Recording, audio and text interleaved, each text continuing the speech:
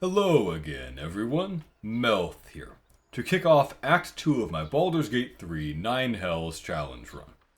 Details of the challenge, as usual, are in the YouTube video description, but some of the main points for newcomers here. I don't use any healing potions or other massive, easy forms of healing, so hit points are much scarcer than usual. I also don't do any long rests, at least not for mechanical benefit.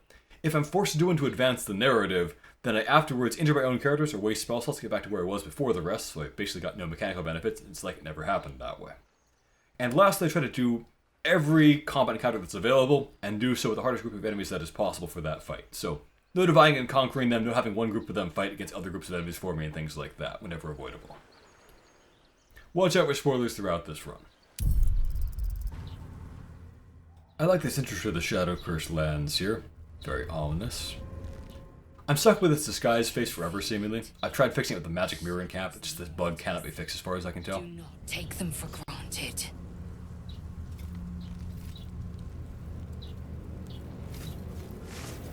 Weird little goblin. We're here to talk to the goblins, of course, and find out how they survive out here in the Shadow Curse, so we'd like to play along, but there is no just normal response here to just say, you know, yes. I'll take that as a yes. Listen up. Grab a torch. Stay out of the dark and move. Now, in character, we're thinking it can't be that simple. We've been told this place is like unsurvivable. There's no way just having a torch is sufficient. Oh, no. Okay, I almost misclicked to go back to the mountain pass there. Don't stick about. A torch will keep you safe. More or less. There's things in the dark. Some good voice acting here, I think. Things that been touched by the curse. Run. And run fast. But yeah, basically, the Shadow Curse is massively overhyped. It's pretty harmless. And just a torch is enough to be just fine out here. Let's kill off this goblin to dispose of this witness here. It's a fight. The consequences are hardly surprising.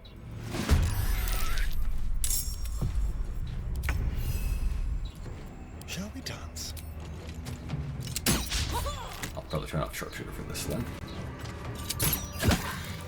Nothing hurts any. Victory fanfare for our inelegant, missing multiple times battle against a single goblin.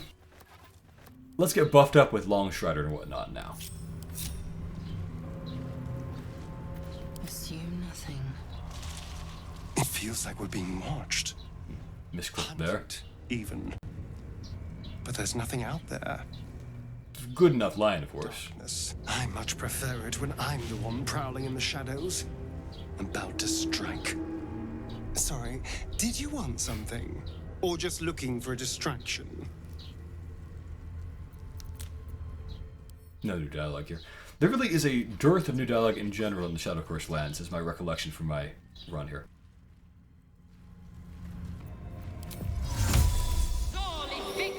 I really don't like that the magic word for the light cantrip is Sol Invictus.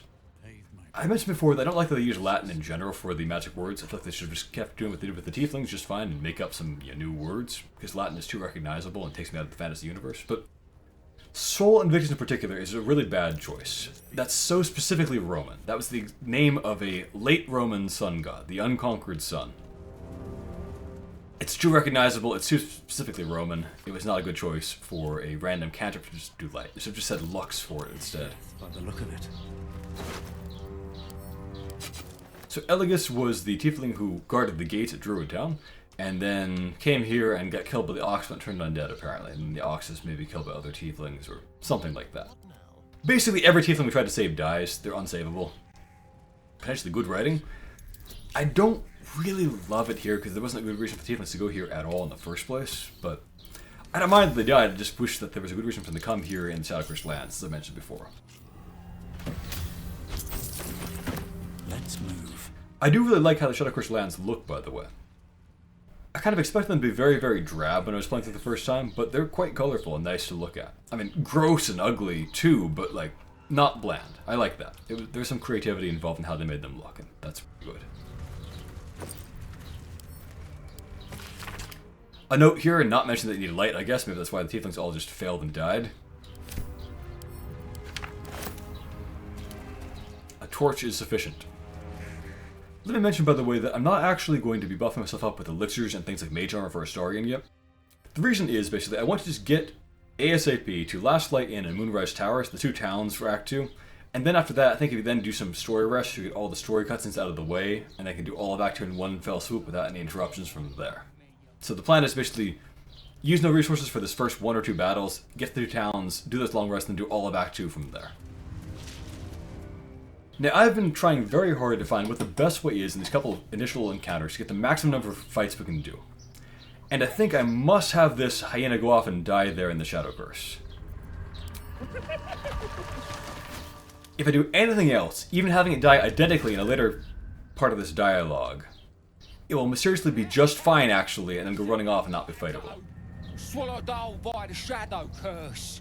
The other big challenge that I've had to actually restart for was that at one point a goblin went off and just died during dialogue for no reason in the Shadow Curse, and bugged basically, then ruined the dialogue, and so that kind of spoiled everything. It also made the fight easier than it should have been. Right you are. It's a weird section of the game that way, which is the AI just wandering off and dying at random sometimes. I don't think it's intended. Anything for a true soul. I wouldn't mind, of course, if it wasn't just trying to have the hardest battles, but when I'm trying to have the hardest battles, I can't have enemies just walk off and just kill themselves off screen, basically. Very obsequious goblin there. Can we get moving? Nab these boots. And a typical murderous and incompetent goblin here. Goblins can't, make their own shoes or resize and fix them or things like that, apparently. The camp. It's too quiet out here. We'll talk to Cancif last, because when we talk to him, they become untalkable. Stay sharp. As I recollect, Betty is a barbarian and Cancif is kind of a wizard, so they have a balanced party, which is fun to fight against.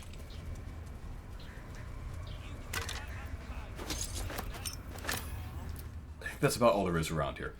There's going to be a fight off to this side with, I guess, Undead Hyena and then some evil plants over there, but I'll do that later on, once I've gotten to the point where I can do everything without any story rest whatsoever. Keep things simple. Soul. An honor. Did you bring the lyre? For the second time here, we have no normal dialogue options here, just extremely sketchy sounding ones for some reason, which makes it hard to roleplay this. We were told to expect you. Then pluck a tune, and our guide will come scuttling.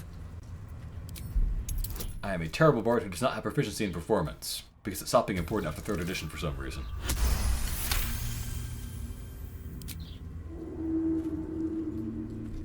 Speaking of editions, Drider, like the one that we're about to meet, have changed their lore completely between several different editions, like a 180. The biggest thing that changes is, are they drow who Lolth despised and cursed and turned into these spider monsters because she hated them because they were useless? Or are they amazing drow who Lolth loved and thereby blessed and turned into these Drider things? They've gone back and forth about that. Several monsters have changed their lore over the years in huge ways. And Mind Flayers, for one thing, never had this hive mind thing going in the past before 5e came out. Anyway, just they changed the lore pretty often in different editions is my point there. Absolute's name. You have been charged with guiding us. I do really like Car Boingness's design here. He is just really gross and detailed looking, and I appreciate that. He's kind of a fun character too, where he's crazy in the way the other cultists aren't, and has his own perspectives on the Absolute, but we can't really interact with him very much after this scene, as I recollect, because I think he just kind of goes up to the top of Moonrise Towers, if he survives, and then isn't seen again until basically the final boss fight. Now, speaking of which, you can make an argument for that being a tougher fight against him than the one I'll be doing with him and all the goblins, but I think that really would not be as hard as this, because by that point I'll be 2 levels higher at least, and have just tons of artifacts and be able to just roll over him. Whereas at this point, I'm comparatively much weaker and he's the same strength. Echoes of his fractured mind reverberating in the dark. So I plan to fight him with these other goblins momentarily. A true soul. You have more worshippers every day, Majesty.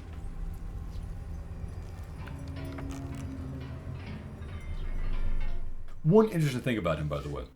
It's impossible in this dialogue tree if you meet him here, but if you go instead to the Harper Ambush location and meet him there, you can tell him to give you his lantern at that point, and he'll do it. If you make a check, and then he'll go off and just die of Shadow Curse, and make things really easy for you. But the neat thing about that is, you can find him as undead later on, in kind of the edges of Wraithwind Town, at which point, you can, if you have an Oathbreaker Paladin, control undead him. He's surprisingly low level and easy to control, and then he's an amazingly strong pet. Now, I wouldn't do that because that's kind of cheesy and also wouldn't be fighting him. Ah, there we go. That golf gives us the information. And they are jealous. Just wanted to point it out as an option for anyone else out there who wants to. Gave it to us, and we always keep it close. You know, we're not really jealous. We're envious. Common mistake. No! Here he won't even let us look at it, but if we meet him instead of the ambush spot, he'll let us, take it from him. They wish to walk through the darkness alone. They are welcome to. Good. Now, are we ready to depart? Bless us again, Majesty. Shine your light. Protect us. The Absolute has nothing to do with this whatsoever. A random pixie and a jar does all the work. He should know that, but he's crazy, so. Feed the shadows. You heard him. Move out! Anyway, the Shadow Crystallines are surprisingly safe to walk through, really. All we'll really run into is his obnoxious voice telling us constantly to stay in the light even when we're already in it. There will be one group of little Harpers ahead, which I do want to fight, so I can just have the maximum number of fights, of course. Now, it's hard to just fight in character, because of course we wouldn't want to kill a bunch of Harpers, but I think that we'll probably reasonably could make a tragic mistake here and not realize they're Harpers, because they have no lights, basically, and we had no reason to think they would be out here, or could be out here. So that is my plan here. I think, by the way, that I have to do them before fighting him, because if I fight him, I believe that then they cease to be there, so it has to be this order as far as I'm aware. I could be wrong about that. I've only played through Act 2 like 1.5 times, so I don't know everything about how it works, but I think that's correct. They must keep up. You keep up. We're fine. Ain't all got 10 legs. Okay, there we go. So now we should be able to beat the Harpers up ahead here, I think. Patience. Majesty, you bless us with patience. There we go. So they have no lights. They can't possibly survive it here as far as we're aware. It just makes sense to assume that they're undead in attack, I think. Attention. Beat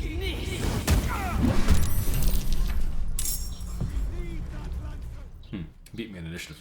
He does have really good initiative because he has alert. Most of the party members still have better initiative than him, but I had some bad luck there. That's fine though. You can get up into this roof corner, which is pretty convenient for getting high ground, so we'll do that. Let's turn someone inside out. My goal is to make it so they contribute as little as possible and I get to do all the work, basically, just for glory's sake. This should kill that guy. Even with a low roll, I think the Cold of the Weak will finish him off.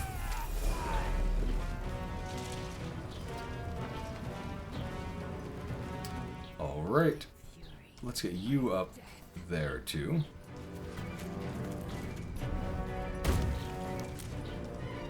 I don't know who you can see well and who you can't see well. Disadvantage. Yeah, whatever. We'll just try it.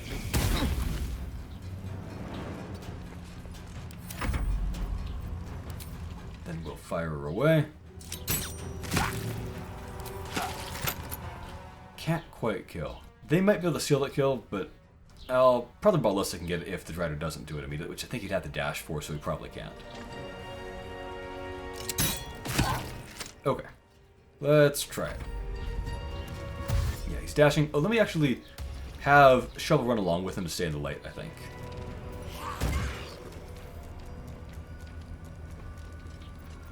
There we go. Can't even catch my breath. Behold the dance of death. So we'll hop on up there, and then I should be able to kill off that Harper, I think.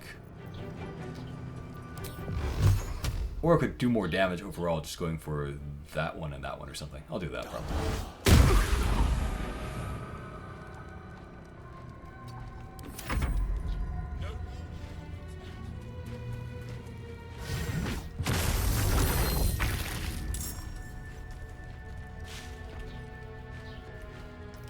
Let's get these guys up onto the roof. The Shadow Curse is surprisingly harmless to your main characters. It does like barely any damage at all. But to, random birds that have 1 HP, it's pretty lethal. So keep them in the light.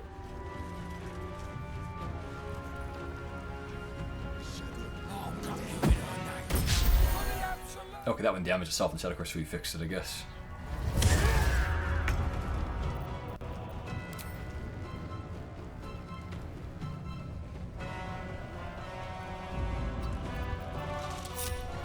It's important to control their grouping so they don't just go off and get killed in some kind of avoidable way.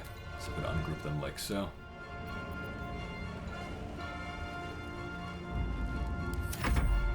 You will die.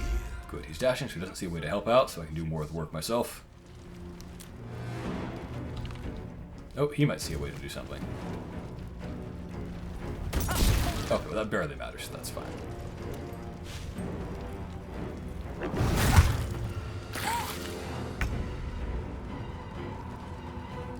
Well...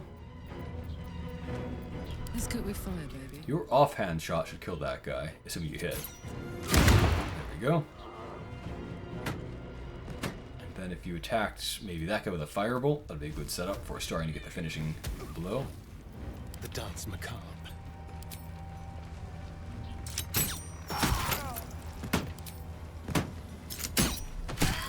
There we go. Wretched little things.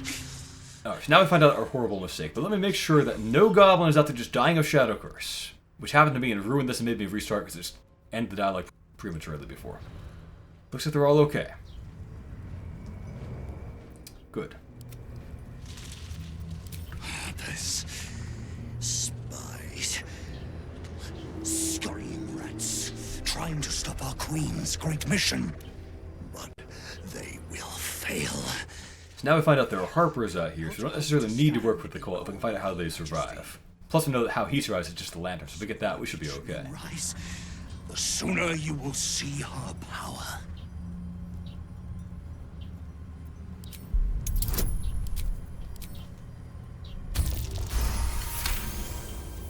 You notice something odd on the fallen soldier. A faint glow about the face, like an aura fast fading. You can feel the power it has. So we find out, of course, that Selûne can help deal with Shar's Curse. That makes perfect sense. These soldiers were protected. What I have no idea about is why a random pixie does a better job than she does. Dead, Majesty. It is time for us to move on. Because their gods are weaker. Again, the Absolute contributes nothing here. To the Absolute. We should worship pixies instead.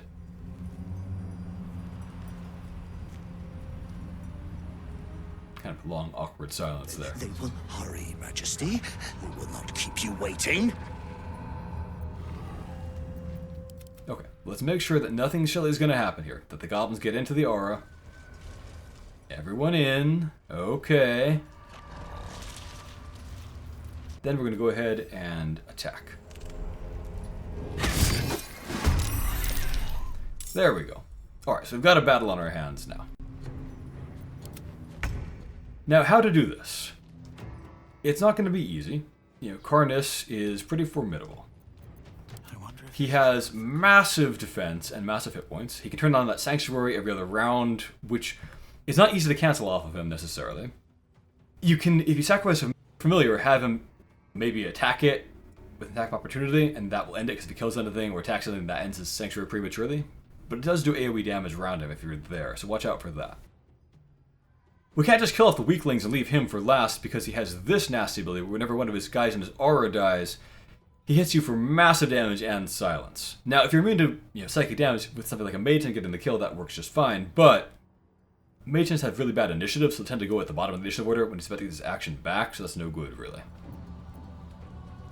So my plan is I'm going to shoot an acid arrow at him.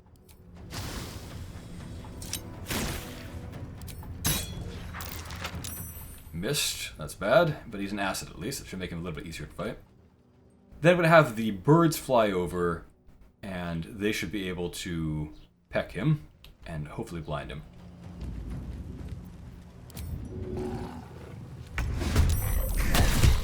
There we go. Now the important thing is once he's blinded, then he can't do anything if you start killing his companions, because that's basically the hard counter to almost every legendary action in the game.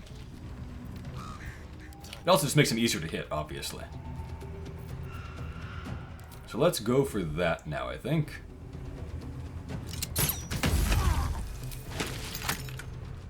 Good damage there. Also lowered his armor class a little bit with, Dexterity Drain.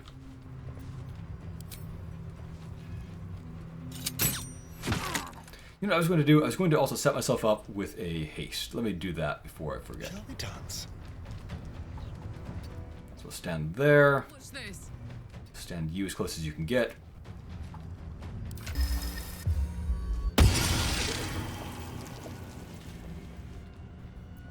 have some carnage. Alright, so one more attack. Ah, bad luck. Okay. I got this. So, now the question is it worth it to do something like silence him? I'm not really convinced that it is. I could almost certainly make it work. If I bane him first and so forth, I can get his saving throws to be really, really low, and then he'll almost certainly fail whatever I throw at him and then lose his actions and whatnot, but that might not be worth the trouble. Compared to just blasting away those with smoke powder bombs and just wiping the whole group out. Which will probably also kill Shovel. That would be okay, though. Victory awaits. I think I will go for a control spell on him. There we go. So he's pretty easily forced to fail saving throws at this point. If they throw like a stinking cloud down there, he will almost certainly fail that. Comes easy these days. Let me poke him for some good damage. Actually, no, it's better than that. Smoke powder bombs are better than that. Victory awaits. I think that'll spare the birds, but we'll probably kill Shovel, but that's fine.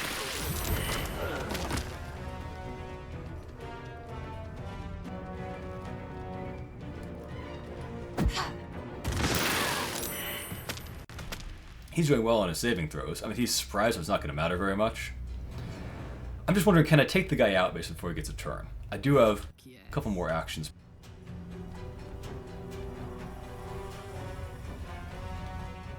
If I went all in, I'm pretty sure I could do it.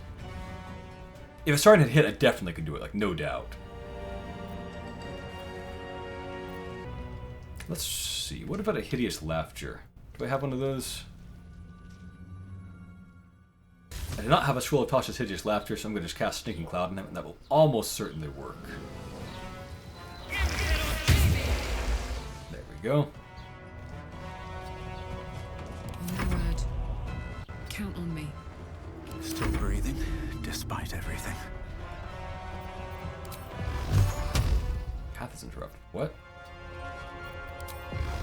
There we go.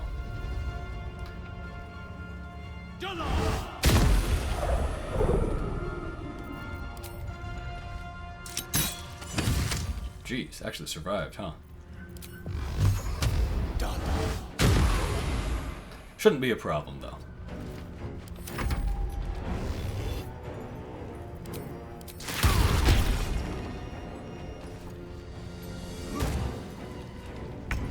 Alright, so Nauseous wrecked him there. Now, if I fly away, I'll provoke an attack, which will then cancel the Sanctuary off of him. Or I can just kill him with AoE Blast, because there's not that much left to do, really. Let's just purge that off of him in that case. Alright, so he ends his own Sanctuary there. Alright, Karlak. Then if I kill him off, Let's have some fun. then there's no downside anymore to killing Betty. So we'll go for that.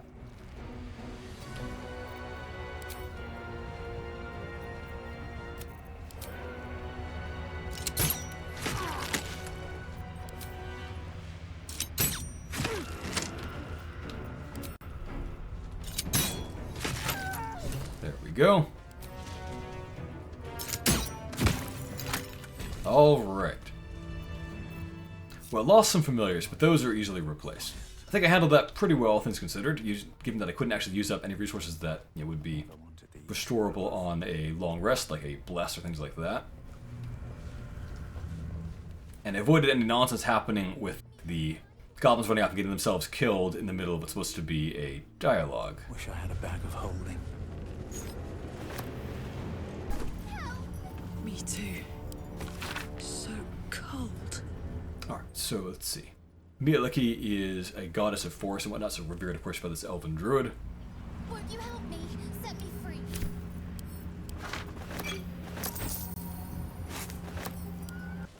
Let me know if I'm missing any secrets, of course. I don't know everything for Act 2 because I've only played it 1.5 times. Kind of interesting lore-wise. So, Deep Dwera is the other main deity of the Dwergar. You know, Ladugware is kind of their chief deity. Then they have Deep Dwera is Ladugware's rival. Believes that psionics are the best and arcane magic is to be despised and things like that. So presumably this works either with psionics or divine magic here. A moderately useful item, because fog cloud is occasionally good for sealing things and stuff like that, I guess. This is, I think, one of the first of the heat items that we're going to find.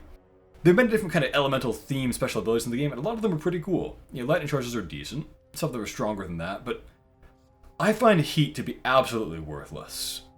I've tried all kinds of ways to make it, you know, ever be useful, and it's just never worth the trouble and the damage that you're taking. Rusted weapons. Oh, a second to interrupt Lae'zel's commentary. Go. Glow, protecting all in its vicinity from the surrounding shadows. You notice a tiny pixie trapped within. These fey creatures are infamous for their trickery.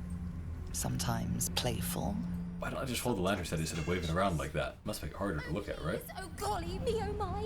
You must release me or I'll die. This lantern only lights the way when I am hurting night and day.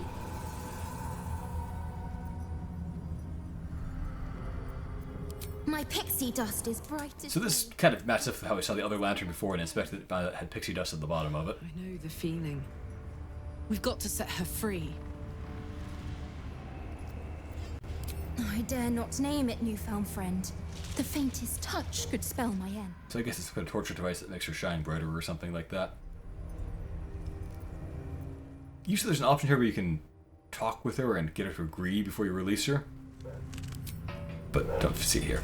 And of course, Astarion and Lae'zel are always pointlessly and self-destructively evil, so they disapprove of that. Coffin with no one but a mad Drider and my own farts for company. Now she's no longer rhyming for some reason. Good turn there, didn't you? What do I owe you?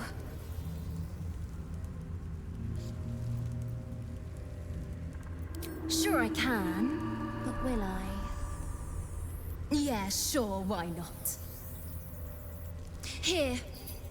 So the bell is an important thing, because this buff does last all day, but if you ever leave Act 2 and come back, which you're allowed to do, at least going back to Act 1 areas, it'll get purged off you. It's just so they've been taking Shadow Curse damage. You can use the bell to resummon her to get it reapplied. But anyway, it's better than the Moon Lantern, it's better than the Selena Blessing. This is just the perfect protection from the Shadow Curse for the whole rest of Act 2. It is no longer a problem for us, basically. This little thing.